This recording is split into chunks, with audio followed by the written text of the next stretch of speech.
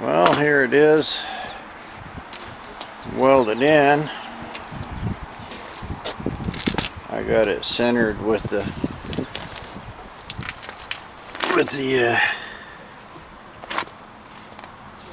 oh man,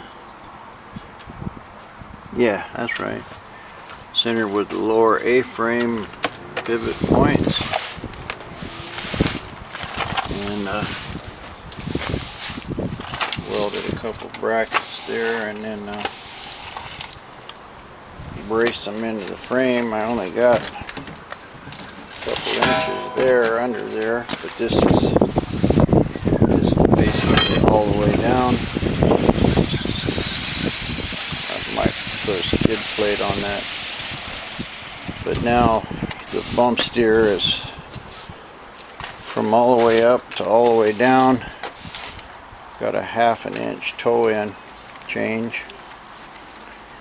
I'll have to put me an extra heim joint in that steering rod down there, because it interferes here on top of the starter. It's just too tight, so I'll have to put one down in the bottom and another one up here on top, and then it'll come through here.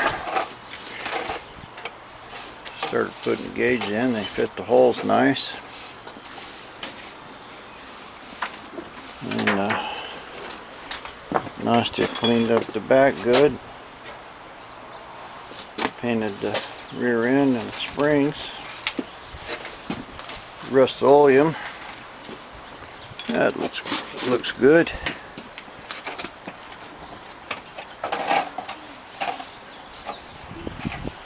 So another good lick. We got all kinds of wires and parts and stuff here now ready to go in it. And here I yanked the old 2-barrel manifold off. This is I got the manifold with part of the deal for the car. Bought a couple Edelbrocks. They're not too bad. They look pretty good. And a little cheap air cleaner. Starting to look like a zoomer now compared to that old 2-barrel. Here's Nastia with her little brush painting the motor. Got the pin off, didn't look too bad. I scraped out. I sprayed a lot of engine degreaser in there, so at least the camshaft's got a little oil on it of some sort. And we painted this top part. I'm ready to let it dry a little, and I'll put the valley pan back on and we'll paint it. Not too bad of a color. Not what I thought, but good enough. Here's another step in the saga. I started putting this brake together. Didn't have an anchor pin, so I put a bolt in it and then realized that this has got a mount. So what I did is turn down me a piece of steel that'll fit in there, and then I'm going to have to weld that to the bolt and turn the rest of it for a clip. So next little step, and I still don't have these presser things here either. I'll have to try to make them. I tried finding on a Corvair forum. They are a supplier. They don't have these things. They're out of stock, been out of stock for a long time. Anyway, so I'll just go ahead and try to make me a bolt here. Well, I machined this bolt, machined the piece here, and I got it where to go in there straight, so I can make sure that this is perfectly straight when I weld it. Now I'll have to cut this end. I've got it marked there where I need to put my groove for the spring. Hopefully this will be good. Well, here's my little jewel. I welded it in and then machined the threads off. Well, I got my grill shell and radiator. This is a 32, it's a real long one. Got it set in here, and I got my little headlight stands that I bought with the project. They don't fit this frame, you can see there. I think I'm going to cut them off. And I've got this jacked up to right there at the bottom of that aluminum mount. It's just a little higher than the bracket for the steering rack. So hopefully I won't hit my radiator. It's stuck up real high. So I tilted it back, and it's got a pretty good, you know, that's almost level right there. And I do have a problem down in here. You can see there I couldn't get nothing but a Chevy radiator. Got the outlet on that side, and it's real close to my steering bracket, but I'm going to have to cut that up a little and probably cut that outlet and move it over to the left a little bit just so I can get a hose under it. But it'll be pretty good here. I can take the hose here and straight down and under the steering rack and hook that up. But got about an inch there. I set the radiator, but that's the only way I could get it low enough. And I'm probably going to cut it off. Right here's the bottom. So I'll probably cut it right through here.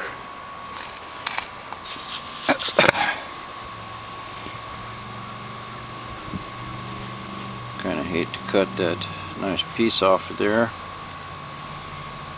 but otherwise it's just gonna hit. You can see the tie rod bar there's level, so it'll go down about 3 inches, 4 inches from here.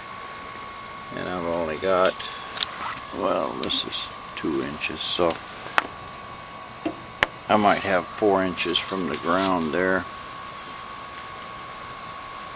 And if I raise it up anymore, it's going to be kind of weird looking. Anyway, I don't know what I'm going to do. I'm going to cut these headlights off here. They just welded them onto the bar. Some clown. Cut them apart and just try a light with only a stand, and that'll be the next little project I take on here. Well, I cut them off, clamped them to the frame.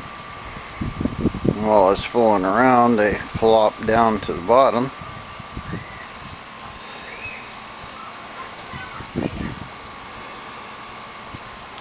And I don't know. That looks pretty cool with the low lights. And it kind of tweaks away from that big old grill. Makes a hard car look lower. Here I flipped them up. I don't know. It gives it a little more traditional look.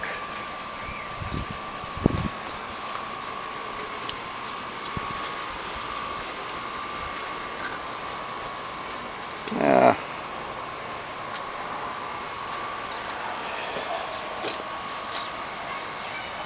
guess I'm gonna leave them high. I did lower the front end a little. I'll think about it, but I'll probably leave them high. And UPS came, got me a windshield. Not the right one for this, but it's pretty close. It's got a bend right there, but I can cut it. Got this all clamped in. Decided to just use another 4x4 channel down there, and also my little 15-gallon gas tank came, so it mounts in here real good. Of course, I bought 3/4 AN fittings for the other tank, and they're all way too big. So anyway, but the windshield looks pretty good. Now here we are moving along. I got my new Corvair springs today. I've got this all assembled and dropped down. I just have to get that spring out and then put the other one in. The motor's kind of all done. Radiator's in right, good angle. Made some brackets there for it. Yeah, it's pretty strong. I need some more. I got my little seats, and I just cut the floorboard, put it all in. That's all good and solid and square. Now I can do my firewall braces, but this is where I'm at. Take that spring out of there and see if I can put a good one in. Well, here's our new V8 Corvair spring, and here's the one that I took out of it. Yeah, you can see it's pretty trashed. Now we just try to get it in that hole. Don't have a spring compressor, but that shouldn't be too much of a problem. Well, there's that much. I just painted that all with this Rust-Oleum black. It's still wet. Put the spring in where it's supposed to go there. It's supposed to hook in a little perch. It looked like it locked on top. Now I just put my jack under it and try to jack it up and compress it. I can get it enough to get that link there in it. That'll hold it pretty tight. And then I can get the shock in it, the old worn out shock. I think I'll probably just put a little of this engine blue on it. I got a lot of that. Anyway, that wasn't too bad of a job at all to change that spring. And now just getting it back in, that might be a different story. Alright, that's finished. Painted what I could get in there. And I painted the shock the same color as the motor. It's old bad shock, but just to clean it up. Now comes for the test. Put the wheel on and lower it down and see whether I guessed right on my steering level or not. There she is. Got a little flex in it. It looks like my camera's out a lot, but it's all in. It looks good. Now all I gotta do is do the other one. but my tie rod there is almost perfectly level, so it looks like I guessed real close at the ride height. It's starting to rain, so I guess I'll give this a break for a while. Here's the difference. This one's you see the tie rod's about level. This one, tie rod's pointed up like 20 degrees. The top of it's all the top. This one's down. So you can see it makes it look. I was looking at the camber there, and the camber's really way in. Now I'm looking at the whole car, and obviously the car is setting off at 15-20 degrees. This side's good, and this side's collapsed. So I won't really know much until I get the other one in. That's what I'll do, is take this one apart and put that other spring in there. I got this one out. Threw a little Rust-Oleum flat black plane on it. And you can see this old screwed up spring here. Yeah, they're approximately the same length, but this one was heated too.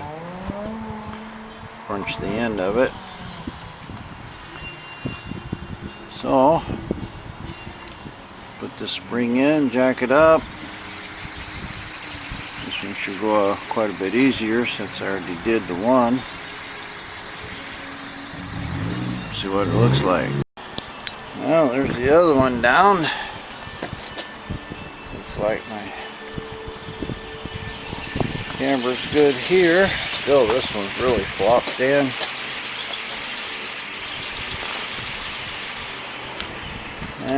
Well, we'll worry about that. This one ain't too bad. But both my tie rod ends are straight.